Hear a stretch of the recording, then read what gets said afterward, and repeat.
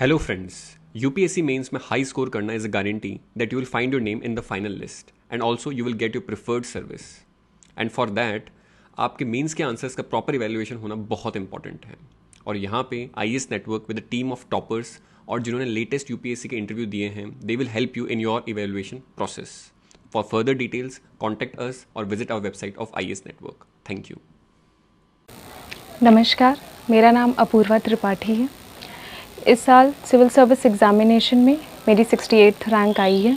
ये मेरा second attempt था और मेरा ऑप्शनल ज्योग्राफ़ी है।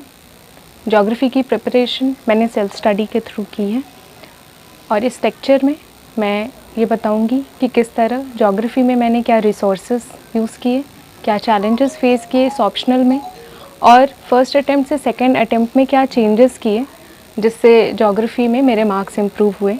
फर्स्ट अटेम्प्ट में मेरे 221 मार्क्स आए थे एंड सेकेंड अटेम्प्ट में मेरे 286 मार्क्स आए थे।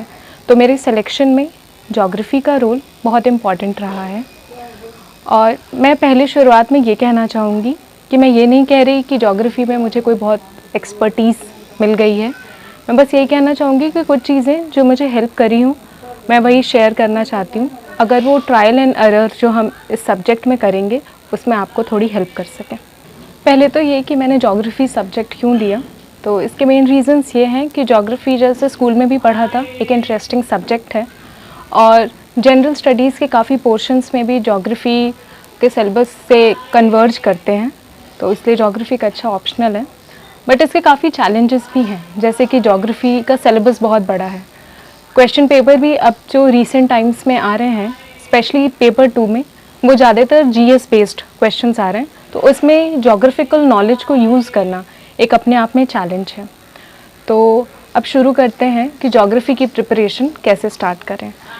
We will start from the beginning. जैसे कि पहले हम जो प्रीलिम्स स्पेसिफिक चीज़ें पढ़ते हैं, जैसे मैंने सेल्फ स्टडी से किया था, तो पहले जितने भी NCERTs हैं 11th-12th की स्पेशली, उनको आपको अच्छे से कंप्लीट करना है। ज्योग्राफी में कुछ टॉपिक्स फिज़िकल ज्योग्राफी के स्पेशली जिसमें एक प्रॉपर अंडरस्टैंडिंग की ज़रूरत होती है, उसके लिए आप वीडियो लेक्चर्स देख सकते हैं कि आपको टॉपिक समझ में आ जाए। बिकॉज एक कॉन्सेप्चुअल क्लैरिटी की काफ़ी इंपॉर्टेंस है, स्पेशली इन फिज़िकल ज्योग्राफी। ये आप जब बेसिक कवर कर लेंगे NCERT, then there is a book GC Leong, उसको आपको करना है। इतना आपका प्रीलिम्स स्पेसिफिक हो जाएगा। फिर अब आप आगे बढ़ते हैं, अगर हम सीधे फिर ऑप्शनल पे आते हैं। इसके बाद मेड सिंपल सीरीज़ की बुक आती है रूपा पब्लिकेशन की, उसकी 2 बुक्स हैं, उसको आप रीड कर सकते हैं। बट सिर्फ सिलेबस ओरिएंटेड रीडिंग करना ही ज़रूरी है, नहीं इररिलेवेंट चीज़ें ज्योग्राफी में आपको नहीं पढ़नी है। फिर आती है हमको सिलेबस का प्रॉपर स्टडी करना है और सिलेबस के साथ प्रीवियस ईयर क्वेश्चंस का स्टडी करते हुए हमको अपनी सारी बुक्स को कंप्लीट करना है। जैसे कि अगर हम पेपर 1 की बात करें तो physical geography bye Savinder Singh मैंने यूज़ करी। फिर उसके बाद माजिद हुसैन की जो 3 बुक्स आती हैं, geographical thought, model laws and theories and third book जो है कि ह्यूमन ज्योग्राफी। ये आपका बेस होंगी ज्योग्राफी प्रिपरेशन की। पेपर 2 के लिए India geography bye DR Khullar में काफ़ी कॉम्प्रिहेंसिवली सारे टॉपिक्स कवर किए हुए हैं। बट जब हम सिलेबस देखेंगे तो ये जितने भी टॉपिक्स उसमें लिख रखे हैं वो सारे इन बुक्स में आपको नहीं मिलेंगे, तो आपको कुछ टॉपिक्स के लिए अलग अलग रिसोर्सेज का यूज़ करना पड़ेगा। जैसे कि जियोमॉर्फोलॉजी में अप्लाइड जियोमॉर्फोलॉजी का जो सेक्शन है वो फिज़िकल ज्योग्राफी सविंदर सिंह में नहीं है, तो आपको जियोमॉर्फोलॉजी सविंदर सिंह से बस वो टॉपिक्स पढ़ने हैं। आपको एकदम सिलेबस के टू द पॉइंट स्टडी करनी है। जहाँ आपको जो मटेरियल ना मिले उसको आप इंटरनेट पे और भी रिसोर्सेज का यूज़ करके आपको वो कंप्लीट करना है। ये तो बुक्स की बात। फिर सेकेंड चीज़ आती है कि आपको अपने रिसोर्सेज किधर से कंप्लीट करने हैं। जो आपको जो मिसिंग है, ये जो प्रॉपर टेक्स्ट बुक है, तो उसके लिए इंटरनेट का यूज़ करें। और जैसे ये कई सारे टॉपर स्ट्रैटेजीज़ वीडियोस वगैरह हैं, उनमें आप देखेंगे कि उन्होंने क्या सजेस्ट किया है। उससे भी आप उनके नोट्स से भी आप एक अंडरस्टैंडिंग ला सकते हैं कि हमको क्या क्या चीज़ें कहाँ कहाँ से कवर करनी है। इंटरनेट इसमें काफ़ी क्रूशियल मीडियम होगा आपकी हेल्प करने के लिए। तो ये तो हुआ हमारा सिलेबस कंप्लीशन। बट जब हम क्वेश्चन पेपर देखते हैं जो एग्ज़ाम में आते हैं, तो हमने टॉपिक्स एकदम किसी और फॉर्म में पढ़े हैं, बट क्वेश्चंस जो हैं वो काफ़ी डायनामिक नेचर के हैं और एकदम इजी लैंग्वेज में नहीं लिखे रहते हैं। तो इसके लिए हमको जो पिछले ईयर के क्वेश्चन पेपर्स हैं उनके जो भी आपको यूट्यूब वगैरह पे अगर वीडियो मिल जाए कि कैसे किस क्वेश्चन को कैसे करना है, क्या लिखना है, तो आपको एक आइडिया लगेगा कि आपने जो कंटेंट इतना पढ़ रखा है उसको यूटिलाइज कैसे करेंगे आंसर लिखने में। Because answer writing in geography इसका प्रैक्टिस होना बहुत इम्पॉर्टेंट है, क्योंकि क्वेश्चन में जो पूछ रहे हैं वही रेलेवेंट चीज़ें हमको लिखनी है। मैप्स के लिए हमें रिसोर्सेज में इंडिया थ्रू मैप्स बाय प्रेम पटेल, ये बुक मैंने पढ़ी थी। नेक्स्ट हम आते हैं ऑनलाइन रिसोर्सेज की तरफ। फर्स्ट जो हमको यूटिलाइज़ करना है वो डाउन टू अर्थ वेबसाइट है। उस पर जितने भी न्यूज़ आर्टिकल्स आते हैं उनके जो मंथली या फोर्टनाइटली इश्यूज से ज़्यादा इंपॉर्टेंट है जो न्यूज़ आर्टिकल्स आते हैं, तो उससे आप एक केस स्टडी की तरह यूज़ कर सकते हैं। उसमें कॉन्सेप्ट्स को इतने अच्छे से एक्सप्लेन किया रहता है तो वो यूज़ कर सकते हैं। ये तो फर्स्ट हुआ। सेकेंड, जैसे कि योजना और कुरुक्षेत्र मैगजीन है, तो आप इनकी समरीज पढ़ के इनसे प्रॉपर एक केस स्टडी यूज़ कर सकते हैं, specially in paper 2। After that अब आता है नेक्स्ट कि क्या टेस्ट सीरीज़ वगैरह करनी है। तो टेस्ट सीरीज़ मैंने ज्वाइन करी थी अपने सेकेंड अटेम्प्ट में, जिसकी मुझे काफ़ी हेल्प हुई। तो टेस्ट सीरीज़ का मेन यही है कि आपको लिमिटेड टाइम में जो भी है उसमें अच्छे से प्रिपेयर करके अपना लिखना होता है। ये तो हो गया हमारे क्या रिसोर्सेज हैं। अब आते हैं कि कैसे इतना जो बड़ा सिलेबस है, इतना चैलेंजिंग सिलेबस है, उसको कैसे कंप्लीट करना है। तो फर्स्ट तो ये कि जो भी बुक्स हैं उनको सिलेबस और प्रीवियस ईयर क्वेश्चन पेपर से ओरिएंट करके आप उस बुक्स की रीडिंग करें। नोट्स बनाना पहली ही रीडिंग में मतलब मैं एडवाइज़ नहीं करूँगी, बिकॉज इतना बड़ा सिलेबस है, आप सारे नोट्स बनाएंगे तो काफ़ी वो टाइम कंज्यूमिंग है। तो आप 2-3 रीडिंग करिए। आपको एक बुक की कम से कम 3-4 रीडिंग तो स्टार्टिंग में करनी ही पड़ेगी कि आपको कॉन्सेप्ट्स का ग्रास्प आप कर पाएँ। आफ्टर दैट जब आप ये रीडिंग कर लें तो आप देखें कि ये क्वेश्चंस को आंसर कैसे करना है। सिलेबस कंप्लीट करने के बाद आपका सेकंड यही होना चाहिए, आंसर राइटिंग की प्रैक्टिस। तो उसके लिए आप यूट्यूब पर वीडियोस देखिए, टेस्ट सीरीज़ इतने फ्रीली अवेलेबल जो हैं उनके सॉल्यूशंस देखिए कि उन्होंने कैसे लिख रखा है। फिर आप थर्ड लेवल जो आएगा वो होगा प्रैक्टिस और कंटेंट एनरिचमेंट। जैसे कि हम आंसर जब लिखते हैं तो इंट्रोडक्शन जो हो, वो जो भी टॉपिक्स क्वेश्चन में कई सारे सब पार्ट्स होते हैं वो सबको लिंक कर सके। फिर उसके बाद डायग्राम एक बहुत ही क्रूशियल पार्ट है प्रिपरेशन का, इसलिए आपके फिजिकल ज्योग्राफी पोर्शंस के डायग्राम्स बहुत अच्छे से प्रिपेयर होने चाहिए, क्योंकि एट इंस्टेंटली आप नहीं बना सकते अगर आपने प्रैक्टिस नहीं करी होगी। सेकेंडली मैप्स में हमें सिंप्लीफाइड मैप्स बनाने हैं जो आसानी से बन जाएं। तो जो सेकेंड पोर्शन है, जो पेपर 2 का पोर्शन है, उसमें DR खुल्लर में काफ़ी मैप्स हैं। उन मैप्स को आप सिंप्लीफाइड फॉर्म में बनाने की कोशिश करिए और एक जनरल व्यू रखिए कि कौन सी एरिया में जैसे हाई रेनफॉल है, लो रेनफॉल है, तो आपको ये पहले से प्रिपेयर रहेगा। तो मैप आप ऐसे 30 सेकेंड्स में पेपर में बना लेंगे। ये सारी चीज़ें के बाद जो हमारा बॉडी जो आंसर लिखते वक्त जो पार्ट्स आते हैं, कोशिश करिए कि आप अपने क्वेश्चन को कई पार्ट्स में डिवाइड करके हर पार्ट को इंडिविजुअली एड्रेस करें। 2 पार्ट्स में जहाँ पर यह है कि इनका कोई रिलेशनशिप है तो उन दोनों रिलेशनशिप्स को साथ में लिखें, और डायग्राम्स और मैप्स का यूज़ करते हुए सारी चीज़ों को एक्सप्लेन करने की प्रॉपरली कोशिश करें। एंड एग्जाम्पल्स बहुत ज़्यादा इंपॉर्टेंट हैं, केस स्टडीज़ बहुत इंपॉर्टेंट है इसमें, स्पेशली इन पेपर 2 जिसमें आपको मोस्टली GS ओरिएंटेड क्वेश्चंस आएंगे। तो आपके पास एक रीजनल पर्सपेक्टिव से केस स्टडी लिखने का आपको एक तरीका आना चाहिए जो प्रैक्टिस से ही हो पाएगा। ऐसे जो भी चीज़ें हम फैक्ट्स या पढ़ते हैं वो डायरेक्ट हम आंसर में एग्ज़ाम में नहीं लिख पाएंगे, उसके लिए आपको पहले से प्रैक्टिस होनी चाहिए कि हाँ यहाँ हम ये चीज़ लिख सकते हैं। Then comes the conclusion part. उसमें कोशिश करिए कि कंक्लूजन अप्लाइड नेचर के हों और एक फ्यूचरिस्टिक नोट जो हो उन कंक्लूजन्स में हो। तो ये हमारा जनरल चीज़ें हैं।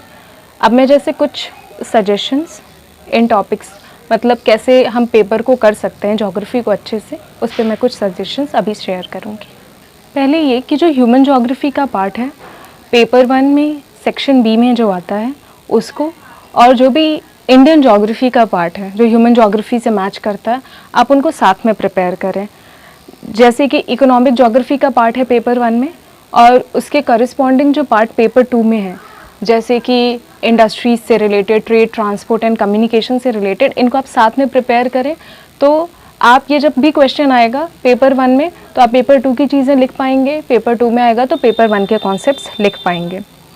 देन सेकेंडली हमारे पास फैक्ट्स, फिगर्स, सेंसस डेटा, ये सब बहुत ही एम्पल अमाउंट में प्री प्रिपेयर्ड होने चाहिए कि आप इंस्टेंटली उनको यूज़ कर पाएँ। एग्रीकल्चर रिलेटेड डेटा, जो भी एग्रीकल्चर सेंसस हुआ है उससे रिलेटेड, कहाँ पे कितना किस चीज़ का प्रोडक्शन है, तो ये सारे डेटा अगर हम स्पेसिफिकली पेपर 2 की बात करें तो वो खुल्लर बुक में दिए हुए हैं।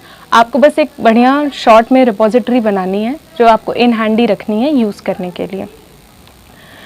फिर एक और इम्पॉर्टेंट चीज़ है कि जितने भी जोग्राफर्स का नाम दिया हुआ है, हमारे जब हम पर्सपेक्टिव्स इन ह्यूमन जोग्राफी पढ़ते हैं तो जो भी जोग्राफर्स हैं उनके क्या थॉट्स हैं, उनकी बुक्स क्या हैं, उनका क्या व्यू पॉइंट था, उनके कॉन्ट्रडिक्टरी में व्यू किसका था, इन सब का आप एक लिस्ट तैयार करिए और इनको क्वेश्चंस में यूज़ करिए। जब भी आंसर लिखना हो इनको यूज़ करिए। सिर्फ व्यू ही नहीं, उसका काउंटर व्यू क्या है ये सब भी लिखना। आप एकदम पर्सपेक्टिव्स इन ह्यूमन ज्योग्राफी को बहुत अच्छे से कवर करिए, वो पेपर 2 में भी बहुत हैंडी आएगा। देन जब भी हम कोई क्वेश्चन, आपको कोई क्वेश्चन दिया है उसके आंसर लिखते वक्त कंस्ट्रेंड नहीं होना है कि ये इस टॉपिक से आया है हमको यही चीज़ लिखनी है। आप थोड़ा उसमें अपना होराइजन ब्रॉड करके लिखिए।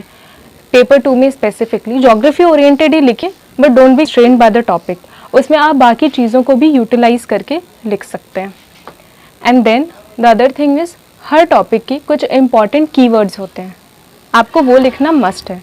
जैसे कि अगर हम रीजनल डेवलपमेंट प्लानिंग का लिख रहे हैं तो जो उसके 7 प्रिंसिपल्स हैं, जैसे कि space and time continuum, vertical unity of phenomenon, horizontal unity, तो ये सब आपको आंसर्स में अपने लिखने पड़ेंगे, बट ऐसे वर्ड्स ही नहीं, उनको थोड़ा सा एक्सप्लेन करके कि आप कहना क्या चाहते हैं। देन आपको अपने आंसर्स में डेप्थ और डायमेंशन ऐड करनी पड़ेगी। जैसे कि अगर हम कंटेम्प्रेरी इश्यूज़ का कोई आंसर लिख रहे हैं पेपर 2 में, तो एनवायरनमेंट से रिलेटेड मान लीजिए क्वेश्चन है, तो आपको न्यू इन्वायरमेंटलिज्म के बारे में आप लिख सकते हैं, कैसे ज्योग्राफी का जो एक ट्रेंड है वो चेंज हो रहा है, एनवायरनमेंट कैसे एक डोमिनेंट फैक्टर हो रहा है, ये सब आपको लिखना पड़ेगा। तो आपका आंसर बहुत ही होलसम लगेगा और काफ़ी डायमेंशनल आंसर लगेगा। नेक्स्ट इज़ कि आप कैसे ये जो कॉन्सेप्ट्स हैं पेपर 2 के, स्पेशली जो लॉज हैं, उनको कैसे यूज़ करेंगे। तो फॉर एग्ज़ाम्पल अगर बात हो रही है कि आईटी सेक्टर के बूम की इंडिया में, अगर ये पेपर 2 का क्वेश्चन है, तो आप डिफ्यूजन ऑफ इनोवेशन वाला कॉन्सेप्ट इसमें ऐड कर सकते हैं, लिमिट्स टू ग्रोथ वाली चीज़ें ऐड कर सकते हैं, जैसे वेलफेयर ज्योग्राफी के कॉन्सेप्ट हैं DM स्मिथ के, तो वो पूरा एप्लीकेशन आप इधर लिख सकते हैं और इधर के एग्जाम्पल्स आप पेपर 1 में लिख सकते हैं। तो दोनों पेपर के ऐसे साथ में स्टडी करेंगे तो आपके आंसर्स बहुत ही एनरिच्ड लगेंगे। हेलो फ्रेंड्स, UPSC मेंस में हाई स्कोर करना is a guarantee that you will find your name in the final list and also you will get your preferred service. And for that आपके mains के answers का proper evaluation होना बहुत important है। और यहाँ पे IAS network with a team of toppers और जिन्होंने लेटेस्ट UPSC के इंटरव्यू दिए हैं, they will help you in your evaluation process. For further details contact us और visit our website of IAS network. Thank you. And most important thing is कि ये तो एक जनरल अंडरस्टैंडिंग हो गया, टेस्ट पेपर्स जो भी आप लिखें उनको टाइम बाउंड मैनर में लिखें और फ्रीली अवेलेबल जितने टेस्ट पेपर्स हैं कोशिश करें कि उनका एक समरी बुलेट पॉइंट्स आप बना लें और उसको लिखने की कोशिश करें। एक आपके पास कि एग्ज़ाम के पहले आपके कुछ स्पेसिफिक टॉपिक्स के समरी प्रिपेयर्ड हो। जैसे कि कुछ टॉपिक्स हैं बायोजोग्राफी, उनका बहुत प्रॉपरली कहीं नहीं दिया हुआ है, तो वो मेड सिंपल बुक में है और कुछ टॉपिक्स आपको अपने से स्टडी करना पड़ेगा, तो सब आप प्रिपेयर्ड रखिए। जैसे डिफॉरेस्टेशन का क्वेश्चन आया था इस बार, जो कि काफ़ी इजी क्वेश्चन था, बट प्रॉपर उसको अगर लिखने के लिए जोग्राफिकल व्यू से आपको पहले से प्रिपेयर्ड रहेगा तो एग्ज़ाम में हेल्प करेगा। ये तो एक जनरल ओवरव्यू हो गया कि कैसे हमको ये पेपर में सब कुछ करना है। और मोस्ट इम्पॉर्टेंट थिंग इज़ कि आपकी जो स्पीड होनी चाहिए लिखने की वो बहुत फास्ट होनी चाहिए पेपर में, क्योंकि ज्योग्राफी का पेपर ऑब्वियसली लेंदी आएगा। और सेकेंड थिंग ये है कि 2-3 क्वेश्चन तो पेपर में ऐसे आएंगे जो आपने पहले नहीं सुने होंगे। इस बार तो इनफैक्ट 2020 में जो फर्स्ट क्वेश्चन ही था वो हैलोवीन स्टॉर्म्स पर था, तो जिसके बारे में मुझे ज़्यादा नॉलेज नहीं थी। तो ऐसे क्वेश्चंस पर आपको अपना टाइम वेस्ट नहीं करना चाहिए, आपको वो क्वेश्चंस करने चाहिए पहले जो आपको आते हैं। और फर्स्ट अटैम्प्ट से सेकेंड अटैम्प्ट में मेरे मार्क्स इम्प्रूव होने का यही एक रीज़न था कि मैं इस बार पेपर अपने कंप्लीट कर पाई थी। फर्स्ट अटैम्प्ट में 50 to 60 मार्क्स के पेपर मैं दोनों पेपर मिलाकर नहीं कर पाई थी, जिसकी वजह से वो मेरे मार्क्स में भी रिफ्लेक्ट हुआ था। और इस बार मैंने पेपर कंप्लीट कर लिए थे दोनों, ऑल्दो कुछ क्वेश्चंस मैं और अच्छे से कर सकती थी। तो टाइम का बहुत ज़्यादा ध्यान रखिए, and this can not be emphasised enough. बाकी geography as a subject daunting है, चैलेंजिंग है, बट द थिंग इज़ कि ये एक इंटरेस्टिंग सब्जेक्ट है। आपको कई सारे कॉन्सेप्ट सीखने को मिलेंगे, कई सारी चीज़ें समझने को मिलेंगी, और जो आपको जनरल स्टडीज़ में तो हेल्प करेंगी ही, आपको इन सराउंडिंग्स में भी, आपकी जो सराउंडिंग्स है उसमें आपको कई सारी चीज़ें समझने में हेल्प करेंगी। सो मैंने इस वीडियो में यही बताने की कोशिश करी है कि किस तरह से आप ज्योग्राफी को लेकर आगे बढ़ सकते हैं और कैसे आप उसमें इम्प्रूवमेंट्स कर सकते हैं। तो मैं यही चाहूँगी कि आप ये सब्जेक्ट की जैसे अंडरस्टैंडिंग अच्छे से डेवलप करिए, स्टार्टिंग से ही कॉन्सेप्चुअल क्लैरिटी रखिए। और ज्योग्राफी काफ़ी डॉन्टिंग सब्जेक्ट है, बट ये काफ़ी एनरिचिंग भी है, डाइवर्स नेचर का भी है, तो आपको हमेशा हुक्ड रखेगा प्रिपरेशन में और काफ़ी हेल्प भी करेगा जनरल स्टडीज़ में भी, और एक जनरल अंडरस्टैंडिंग जो हमारे आसपास चीज़ें हो रही हैं उनके बारे में भी। Thank you so much.